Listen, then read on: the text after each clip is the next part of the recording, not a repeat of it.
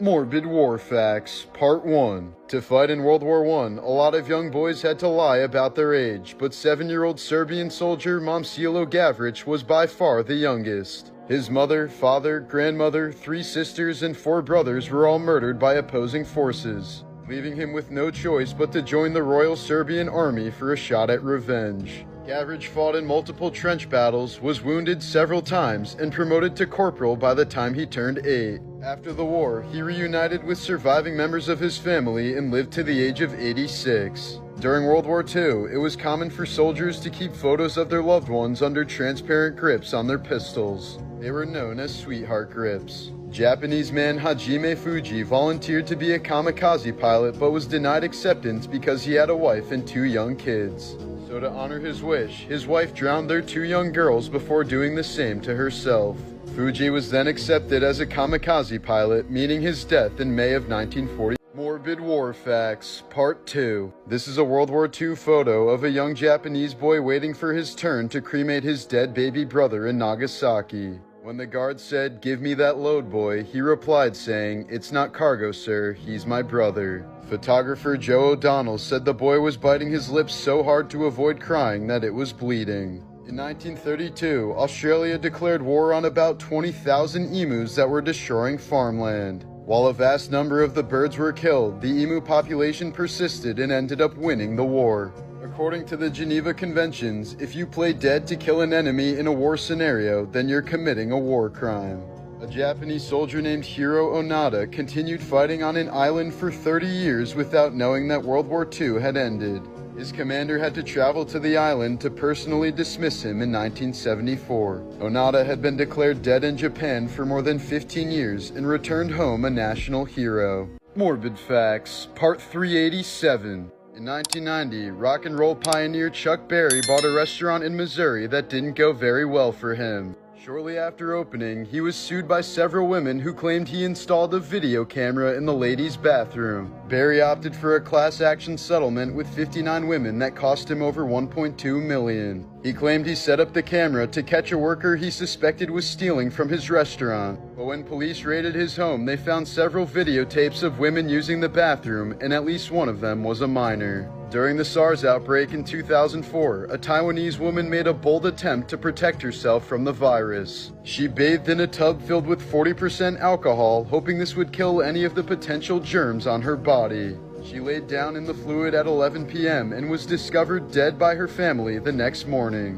An autopsy revealed that her blood alcohol level was 1.35%, meaning she absorbed a significant amount of alcohol through her. Morbid Facts, Part 389. In 1987, police responded to Illinois father Russell Dardine's home after he failed to report to work. There they found the dead bodies of his pregnant wife Ruby and their son, who were both victims of a brutal beating. Ruby was beaten so badly that she prematurely went into labor, and even the newborn baby was beaten to death as well. Initially, Keith was the most obvious suspect until his body was found shot dead in a nearby field with his genitals mutilated.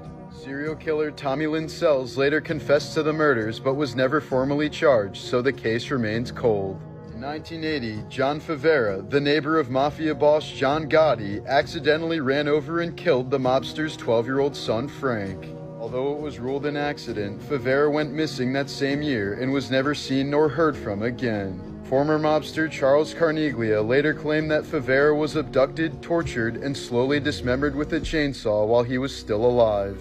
His remains were then stuffed inside a barrel filled with concrete and dumped in the ocean. Morbid Facts, Part 390. In 1990, Florida woman Marlene Warren opened her front door to a clown holding flowers and balloons. After handing Marlene the gifts, the clown suddenly pulled out a gun and shot the woman in the face in front of her son. The case went cold for the next 27 years until a hair found in the evidence was traced to a woman living in Tennessee who was running a restaurant with the victim's ex-husband. Apparently the two were having an affair months before the murder and eventually got married themselves when it seemed like they were in the clear. This photo shows Muhammad al-Margrati begging for his life just moments before he was publicly executed with an AK-47.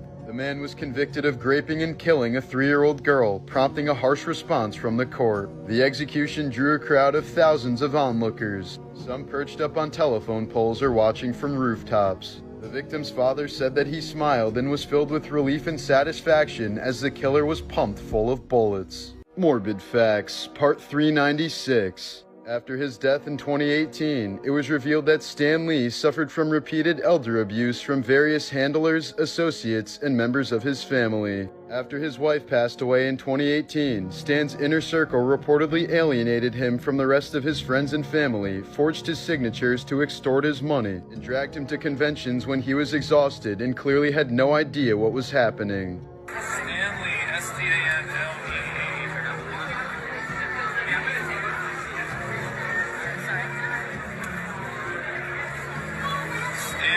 On one occasion, a former business associate went to Stan's personal nurse with a forged document, giving him authority to order a blood sample from Stan. He then told the nurse to fill as many vials as she could, and she agreed, taking so much blood that Stan reportedly felt dizzy. The stolen blood was then put into pens that Stan used to sign autographs, making them far more valuable since they contained his DNA. In a separate incident, while on a podcast about Lee's final days, his former business manager Brad Herman claimed that Stan's daughter JC once erupted in anger, grabbed his father by the neck, and slammed his head into the back of a chair. Despite a contusion on his head, Stan allegedly begged Herman not to go to police in order to protect his daughter. Morbid Facts, Part 395. In 2013, 19-year-old Maureen Kelly was camping in the forests of Washington State with some friends when she suddenly told them that she wanted to go on a spiritual quest. She then stripped naked, crossed a nearby creek, and was never seen again. Police quickly discovered her bare footprints on the other side of the creek, but they ended at a paved road and the trail went cold. Often translated as death by 1,000 cuts, Ling Chi was a brutal form of execution used in China for nearly 1,000 years until it was outlawed in 1905. Journalist Sir Henry Norman described it as, "The criminal is fastened to a rough cross, and the executioner, armed with a sharp knife, begins by grasping handfuls from the fleshy parts of the body, such as the thighs and breasts, and slicing them off. Then the limbs are cut off piecemeal at the wrists and the ankles, the elbows and the knees, the shoulders and hips. Finally, the victim is stabbed to the heart and his head is cut off." Many reports detailed victims screaming for hours until they died. Morbid Facts, Part 397. In September of 2021, 3-year-old Sutton Mosser was stabbed to death by her mother. The 23-year-old woman claimed that the cartoon character SpongeBob told her to do it.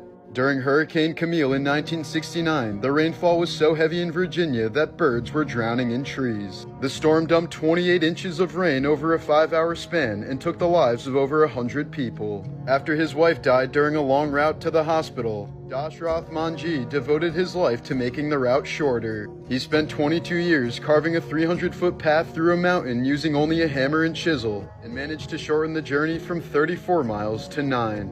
17-year-old Lisa Noland planned on ending her life just before she was abducted by serial killer Bobby Joe Long. He raped her several times and held her hostage for 26 hours until she managed to escape. Lisa got the man captured as the traumatic experience gave her a new lease on life and inspired her to become a cop.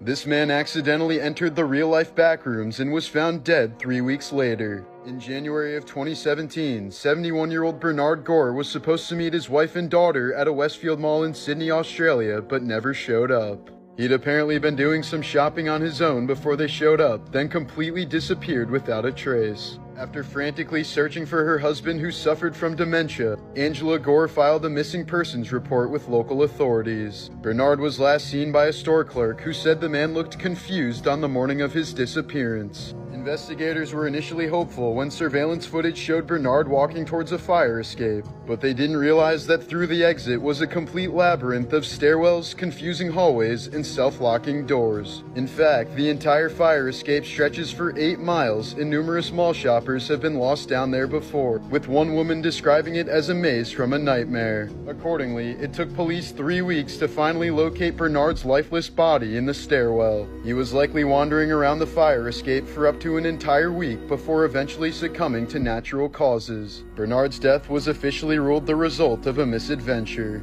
Morbid Facts, Part 399. Lead singer of the Ramones, Joey Ramone, was born with a parasitic twin growing out of his back that was later removed through surgery. Joey was also diagnosed with OCD, schizophrenia, and Marfan syndrome, resulting in his frail health and striking physique.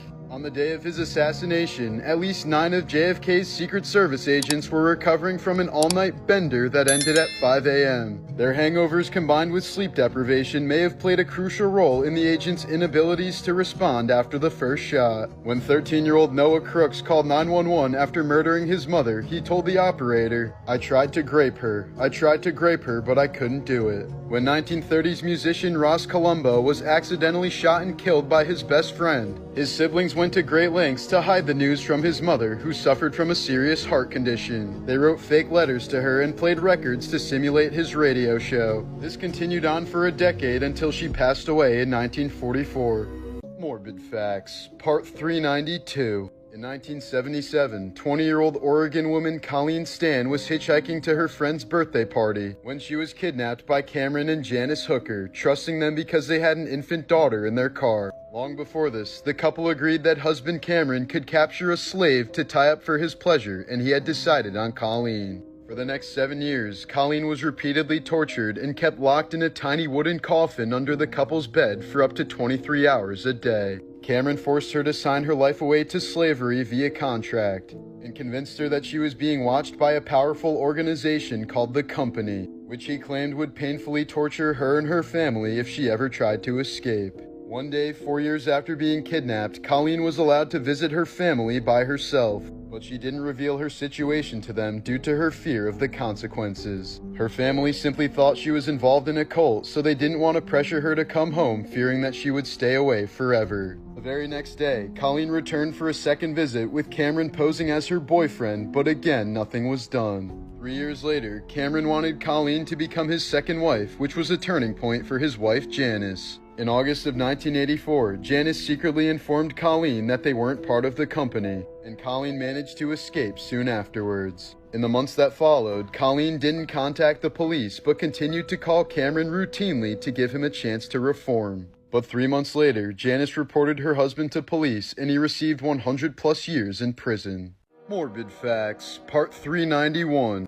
After the divorce of his parents, Jack Black got mixed in with the wrong crowd and became severely addicted to cocaine at the young age of 14. It got so bad that he would steal money from his mom to fuel his addiction, but was eventually able to kick the habit after switching schools. Jack also lost his gay older brother Howard to AIDS at the height of the epidemic in 1989. In 2009, an Italian brain surgeon was having a heart attack in the middle of performing a delicate operation. But instead of getting treatment, he powered through the surgery upon realizing that his patient may have died if he stopped, and both made a full recovery. In 2009, U.S. Marine Brian Dennis was stationed in Iraq when he met a stray desert dog named Nubs. After someone brutally stabbed the dog with a screwdriver, the Marine nursed him back to health despite expecting him to die. They developed such a strong bond that when the unit left, Nubs picked up Brian's scent and trekked 70 miles through an active desert war zone to be with him.